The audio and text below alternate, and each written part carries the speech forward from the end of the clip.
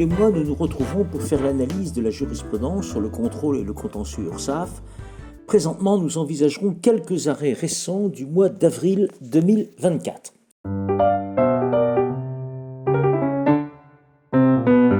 Avis de contrôle. Un avis de contrôle daté du 7 mars 2016 avait été expédié le 15 mars 2016 au siège de la cotisante par lettre recommandée avec AR, en précisant que les inspecteurs se présenteraient le 4 avril vers 9h30 dans l'entreprise afin de procéder à un contrôle de cotisation. Par lettre recommandée adressée le 5 avril 2016, les inspecteurs du recouvrement se sont présentés le 6 avril 2016 vers 9h30 sans avoir obtenu l'accord préalable de la personne morale contrôlée quant à la rectification de la date correspondant au point de départ des opérations de contrôle. L'URSSAF ne rapporte pas la preuve qui lui incombe d'avoir informé la cotisante dans un délai suffisant, compatible avec son droit d'assistance, du report au 6 avril 2016 du contrôle ayant fait l'objet d'un avis régulièrement délivré, fixant la date de début du contrôle au 4 avril 2016. Il en résulte que les droits de la défense de la cotisante n'ont pas été respectés. L'atteinte qui a ainsi été portée a pour conséquence la nullité des opérations de contrôle de redressement et de la mise en demeure subséquente, Aix-en-Provence, 19 avril 2024.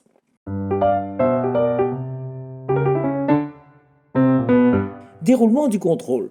Dès lors que le contrôle est clos après la période contradictoire et que la société n'a pas apporté les éléments nécessaires à la vérification de l'application qu'elle avait faite de la législation de sécurité sociale, d'assurance chômage et de garantie des salaires pendant cette même phase procédurale, aucune nouvelle pièce ne peut être versée au débat devant la juridiction de recours, Paris, 12 avril 2024.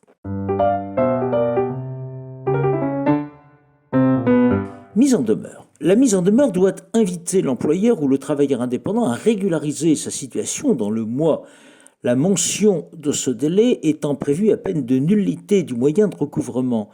Dans la situation au litige, la mise en demeure ne portant aucune mention du délai pendant lequel la société était invitée à procéder au paiement des sommes qui lui étaient réclamées, la personne morale redressée est bien fondée à invoquer la nullité de la procédure de redressement suivie à son encontre par l'URSSAF depuis la lettre d'observation établie. Bastia, 17 avril 2024.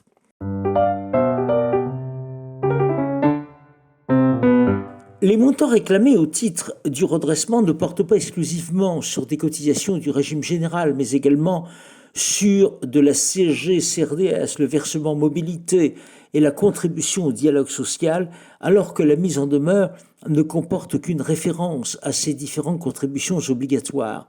Dès lors, la mise en demeure sur laquelle se fonde l'URSSAF et qui n'informe pas suffisamment le cotisant sur la nature des cotisations réclamées sera annulée, de même que les redressements y afférents. Tribunal judiciaire de Bobigny, 10 avril 2024.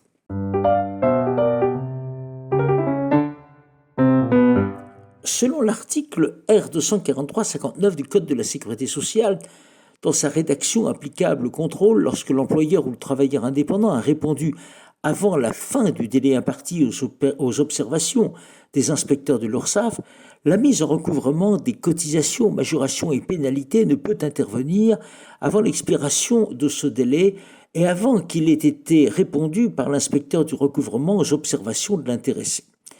Il en résulte en l'espèce que délivré, alors que l'inspecteur du recouvrement n'avait pas répondu aux observations de la société, présentées le 6 juillet 2015, soit dans le délai de 30 jours à compter de la réception de la lettre d'observation du 15 juin 2015, la mise en demeure du 24 août 2015 est entachée de nullité. Tirant elle-même les conséquences de la délivrance prématurée de la mise en demeure du 24 août 2015, l'URSSAF a dressé une nouvelle mise en demeure le 18 septembre 2015, précisant qu'elle annulait et remplaçait la précédente. L'URSSAF ayant ainsi procédé à la notification d'une nouvelle mise en demeure, postérieurement à l'envoi à la clinique, le 4 septembre 2015, de la réponse aux observations formulées par celle-ci à la suite de la communication des opérations de contrôle, la mise en recouvrement des sommes objet du redressement répond aux exigences du texte susvisé. Les premiers juges doivent par conséquent être approuvés en ce qu'ils ont considéré que l'organisme social avait régularisé la procédure. Rennes, 17 avril 2024.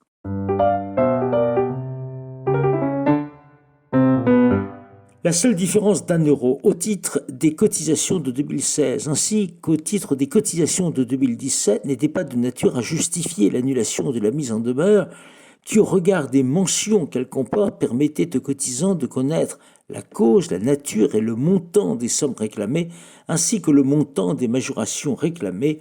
Rouen, 5 avril 2024.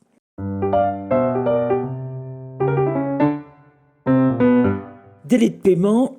Il est de jurisprudence constante qu'en raison du caractère spécial de la réglementation en la matière, le juge du contentieux général de la Sécurité sociale ne peut accorder des délais de paiement pour le règlement des cotisations. En conséquence, la demande de délai de paiement ne saurait être accueillie.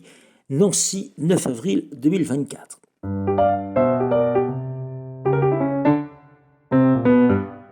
Commission de recours amiable. L'article L. 231-1 du Code des relations entre le public et l'administration, qui dispose que le silence gardé pendant 2 mois par l'administration sur une demande vaut décision d'acceptation, et à l'article R. 142-1-A du Code de la Sécurité sociale, dans sa rédaction issue du décret numéro 2018-928 du 29 octobre 2018. Toutefois, l'article D. 231-2 du Code des relations entre le public et l'administration limite à une liste publiée sur un site internet relevant du Premier ministre les procédures pour lesquelles le silence gardé vaut acceptation. Et selon l'article R. 142-6 du Code de la Sécurité sociale, dans sa version applicable du 13 janvier 2011 au 1er janvier 2019, lorsque la décision du conseil d'administration ou de l'instance régionale ou de la commission n'a pas été portée à la connaissance du requérant dans le délai d'1 mois, l'intéressé peut considérer sa demande comme rejetée. Il en résulte qu'en tout état de cause, le silence de la commission de recours amiable ne vaut pas acceptation du recours comme le soutenu à tort l'appelant, mais décision implicite de rejet. Rennes, 10 avril 2024. La notification de la décision de la commission de recours amiable fait courir le délai de 2 mois dans lequel doit impérativement être formé le recours contentieux devant le tribunal. À défaut, la décision de la commission de recours amiable est dotée de l'autorité de la chose décidée et devient irrévocable. S'agissant d'un redressement opéré par l'URSSAF, l'employeur mis en demeure de régulariser sa situation, n'ayant pas saisi la commission de recours amiable dans le délai réglementaire, conserve la possibilité de contester le montant de sa dette par le biais de l'opposition à la contrainte qui lui a été ultérieurement délivrée. En revanche, l'employeur à qui l'URSSAF a signifié une contrainte ne serait contesté par la voie de l'opposition le principe d'une dette définitivement acquise, dès lors qu'ayant saisi la commission de recours amiable après la réception de la mise en demeure, le cotisant n'a opéré aucun recours contentieux à l'encontre de la décision de recours amiable en saisissant le tribunal dans le délai de 2 mois prévu à cet effet. Tribunal judiciaire de Marseille, 19 avril 2024.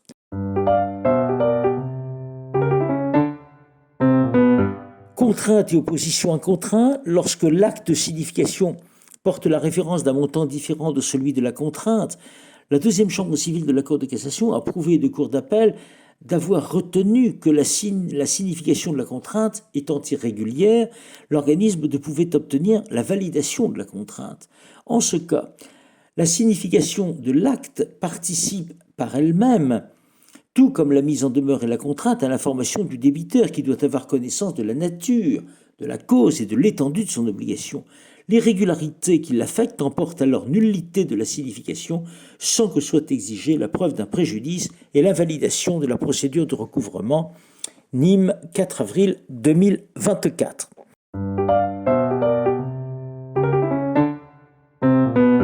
L'opposition à contrainte demeure recevable si la lettre a été adressée dans le délai de 15 jours, même si elle est reçue postérieurement. En conséquence, le respect du délai impératif de 15 jours ouvert aux cotisants est apprécié au regard de la date d'expédition de la lettre d'opposition. le cachet de la Poste faisant foi, tribunal judiciaire de Marseille, 8 avril 2024.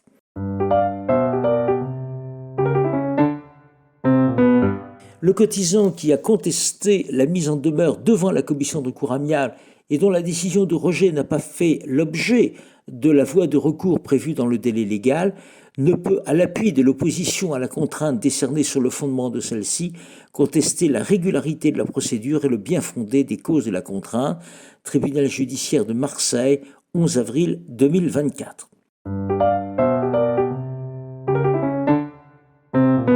Travail dissimulé. S'il procède du constat d'un travail dissimulé par dissimulation d'emploi salarié, le redressement effectué par l'Urssaf a pour objet exclusif le recouvrement des cotisations afférentes à l'emploi sans qu'il soit nécessaire d'établir l'intention frauduleuse de l'employeur, laquelle est requise pour caractériser l'infraction pénale. Amiens, 18 avril 2024.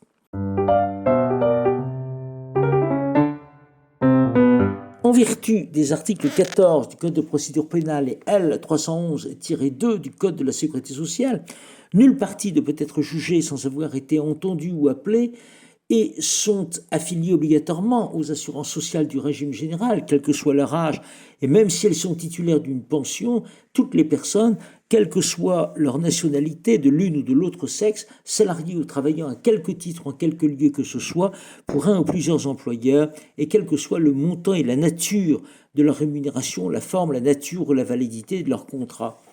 Aussi, dès lors que l'Urssaf entend opérer un redressement à l'encontre d'une personne au motif d'un travail dissimulé par dissimulation de salariés, les personnes dont il est prétendu qu'elles avaient une relation de travail avec la personne redressée doivent être mises en cause à l'occasion du contentieux du redressement, car elles sont intéressées à la procédure du fait de la qualification de salariat entraînant leur affiliation au régime général de la sécurité sociale. Aix-en-Provence, 18 avril 2024.